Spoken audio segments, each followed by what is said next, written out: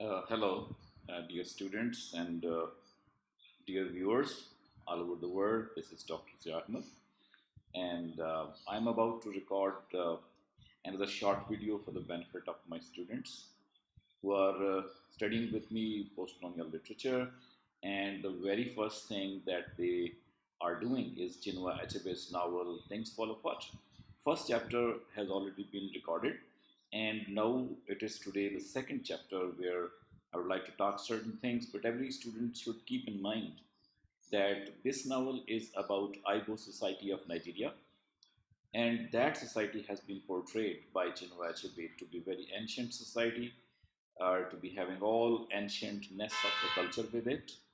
Continent is most of the time shown to be very simple agrarian society where machine has not reached, inventions have not reached, and colonization is just about to reach it. That moment has been captured here. But in this chapter, as most of the post-colonial texts are there, representation of the culture of the colonized people is done. So this chapter is also meant for this purpose. Let us see how does this chapter begin and start. I will show you that the chapter 2 is having many of the cultural aspects in it. For example, if we look at the passages which have been greened, the students will be making reading of that. In one of these passages, we are given a situation. In the very first passage, we are given a situation in which we are told that at the time of night, when night is very dark, at that time, Makankwo, the protagonist of the novel, is just about to go to sleep. At that time, the town crier beats his drum and is announcing that some meeting is to take place. Now, this meeting of the beating of the drum and meeting in the central part of the nine villages is a very ancient way that everybody has to gather there and some important matters to take place. But this important matter is really important because normally when the matters are not important, nobody comes out at the time of night and nobody wants to cry out that the people should gather together. It means that something very important has happened. The very first passage goes to indicate. So that passage goes to show how ancient that society was, how machine-less society it was.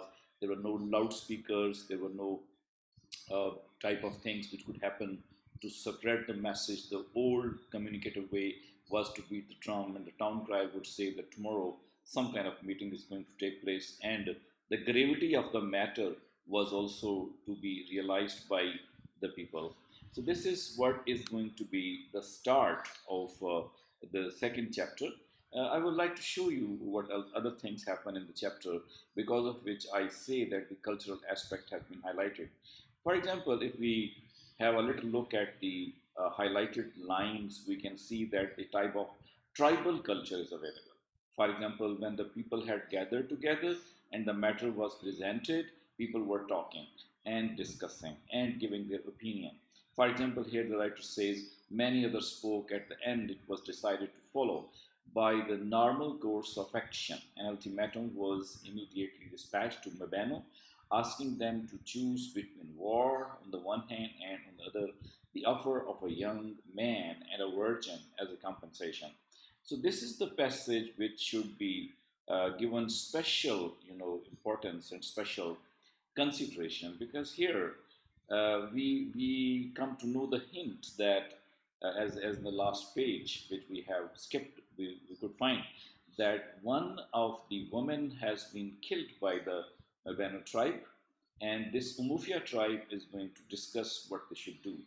And after presenting many opinions from here and there, it has been decided that okay, it would be good not to go to war first of all and put the conditions towards the people of Mebeno who have killed one of the women of Mufia tribe. And they say that you can either have one of the options, as this paragraph goes to suggest. The option is that either you should present to us as the kind of indemnity or the kind of fine that one young boy and one young girl should be handed over to us, and otherwise, if it doesn't happen, then the preparation of war should be done by Mabano people, because then the attack will be done on them. So that's a kind of quick justice system which was available with them. It was not like standing one lawyer and having a judge, and after that, the jurisdiction kind of thing continue to happen, and after that, the case may be decided or not. Here we are finding the quick justice system. People have gathered together, elders or the people who are noble, they have gathered together, and after listening to something, the decision has been given. Though the system is tribalistic and the old one as well, but still, the quick justice system is available here. So that is also one of the cultural aspect of the people of Mufia as portrayed by this writer Chinua Achebe. But the next passage that you are looking at, the highlighted passage, and which has the word feminism written on it as well, it goes to show that the women were, exchanged in the ancient cultures, and the same thing is happening here. That if one woman is killed, then the young girl of the other family is to be given as a wife to the man whose wife has been killed. Now, this is something which is not so recommendable in the modern times, because the girl doesn't know who the man is going to be. The girl doesn't have any will, or she doesn't know what the man is going to do with her. Whatever the case may be, she silently has to follow that. It's the kind of feministic voice also given here, that the powerful men could make a decision and the women were required to follow that. So a type of feministic aspect has also been touched by Chinua Achebe here.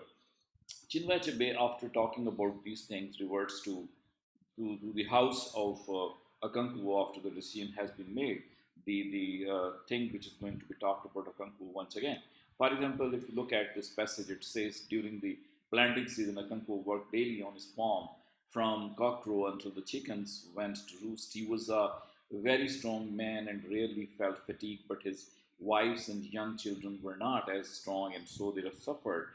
But they dared not complain openly. Akankuo's first son, Nawai, was then 12 years old, but was already causing the father great anxiety for his incipient laziness. At any rate, that was how it looked to his father, and he sought to correct him by constant nagging and beating.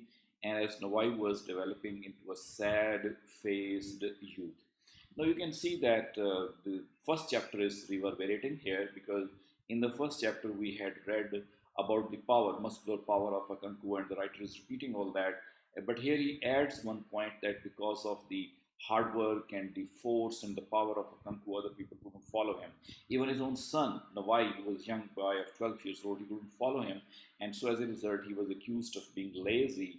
And you remember the reverberation of the first chapter once again here, that the father of Akankuo was also very lazy, and now the son of Akankuo is also very lazy. So the first chapter is reminding us that the strong have the value there, and the lazy people or the poor, weak people do not have any importance value there. So in that way, Nawai is not going to be the person who has got the glorious future for Akankuo, because according to Akankuo, he was like a god and he was not a hardworking person. The next paragraph also throws some light on the important issues of culture, of habitation, of the life of the people of Akankuo's tribe, that is called as Ibo tribe. You see here also, once again, we are given a few lines in order to describe the kind of habitat where the people would live. For example, the writer says Akankuo's prosperity was visible in his household. He had a large compound enclosed by thick wall of red earth. His own hut or obi his own hut or obi stood immediately behind the only gate on the red walls. Each of his three wives had her own hut, which together formed the half moon behind the obi. The barn was built against one end of the red walls, and long stacks of yam stood out prosperously in it. At the opposite end of the compound was a shed for the goats, and each wife built a small attachment to her hut for the hens. Near the barn was a small house, the medicine house or the shrine, where Akanku kept the wooden symbol for his personal god and of his ancestral spirit. He worshipped them with sacrifice of coconut food and palm wine, and offered prayers to them on behalf of himself, his three wives, and eight children. So when the daughter of Amufia was killed in Mabano, Ikimufuna came into Akanku's household. When Akanku brought him home, that day he called his most senior wife and handed him over to her. So this passage, as you can see, students, gives us the information that the village culture, it was all together in that village culture. The huts were built inside the houses, and these huts were really very ancient one, and they called these huts to be the ubi in their own language, and the writer translated it as the huts. History-wise, live in different huts. He lived in himself in a very different hut, and then he had a barn where the prosperity of Akanko was present, because in that barn, yams were stacked or were stored, which were the sign and symbol of prosperity of Akanko, because he could grow them in a very perfect way, in a very huge quantity. And so prosperity of Akanko was there based on the yam fruit, yam vegetable, or the yam product. Same is the thing with the other things. For example, it got the goats also, the hen also. The wives had small attachments with their obis or huts. And then there was one house, as every person in the house should have in Africa. There was the worshipping house. Here, that house has been called medicine house. The students should remember, for the sake of objective, that these things, this type of place where gods were kept and where the worshipping was done by the people of Akanko tribe, that was called as the medicine house. How the worship was done, that has also been indicated in the end of the passage, that some coconut were sacrificed, some food, some palm wine, and after that prayer was done, and that was the way of worshipping the gods. So some type of religion of these people, as well as the culture of these people, has been pointed out. The last three lines of this passage are very significant, because here once again we are reminded of the incident which took place in the beginning of this chapter, and the punishment was given to the Mabano tribe that they should hand over one girl and one boy. So the girl had gone to the man to marry him, whose wife has been killed by Mabano tribe people, and the boy, whose name is Ikmifuna, that has come at the house of Akanko. He is to stay here for some time, and Akanko gives or hands him over to his elder wife. So this is the whole passage telling us about the things of here and there. Before we begin with the chapter number 3, we need to end this chapter with some good notes. For example, Ikmishuna has been once again talked at the end of the chapter in comparison to Lowai, his own son. For example, the writer says that as far as the boy himself was very terribly afraid, he could not understand what was happening to him or what he had done. How could he know that his father had taken a hand in killing the daughter of Mufia? All he knew was that a few men had arrived at their house, conversing with his father in the low tones, and at the end, he had been taken out and handed over to strangers. His mother had wept bitterly, but he had been too surprised to weep. And so the strangers had brought him and a girl a long, long way from home.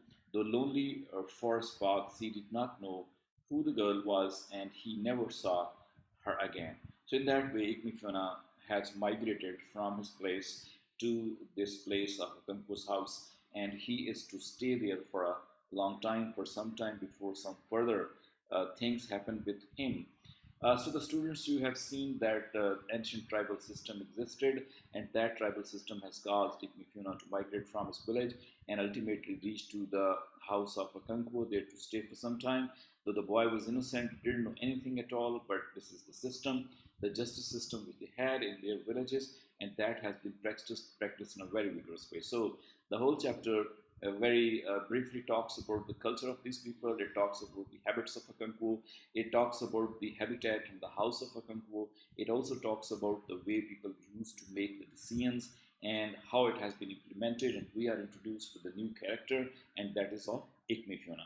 And here we stop. Definitely, the lesson has ended. And I would say that if you people have understood anything, if you like it, do not fail to hit the subscribe button and to say something in the comments. If you want to ask a question, do write the comment. I may be sometime replying to your comment as well. And thank you very much for watching. And after a very good evening to you all, I am stopping this video. Thank you very much.